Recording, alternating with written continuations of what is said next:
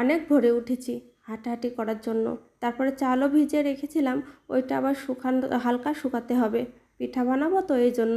আসসালামু আলাইকুম, hello everyone, কী অবস্থা তোমাদের, কেমন আছো তোমরা সবাই?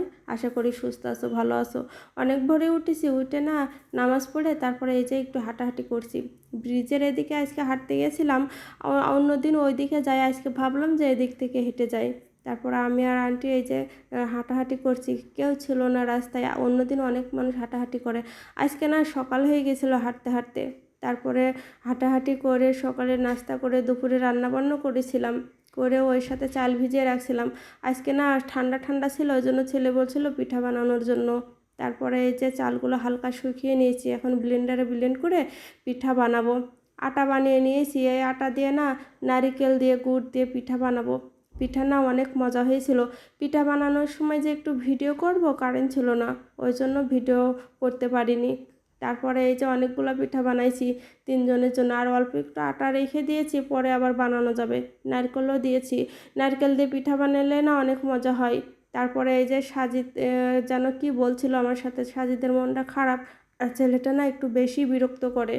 তারপরে এই যে সন্ধ্যাবেলা না আমার একটা শখের জিনিস দিতে আসবে, তো ওই জন্য ভাবলাম যে একটু লুডুস রান্না করি।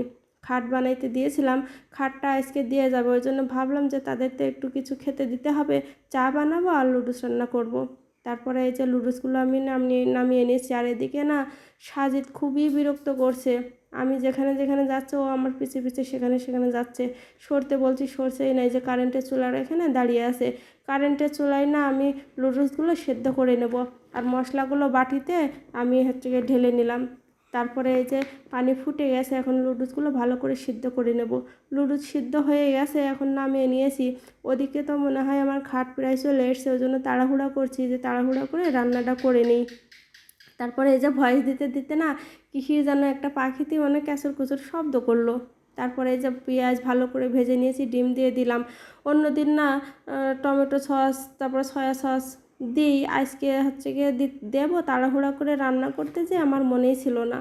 তারপরে এই যে অল্প কিছু মশলা দিয়ে আমি লুডুসটা নাড়াচাড়া করে নিলাম, নিয়ে তারপরে এই যে সব মশলাগুলোই দিয়ে দিলাম। আমার হাতের না এই লুডুসটা অনেক মজা হয়, যে খেয়েছে সেই বলে লুডুস রান্না কিন্তু সে অনেক মজা হয়েছে। আরেকদিনও যেন কাদের খেতে দিয়েছিলাম, তারাও বলছিল যে অনেক মজা হয়েছে। তারপরে এই যে লুডুস রান্না আমার হয়ে গেছে, এদিকে আমার খাট নিয়েও চলে এসছে।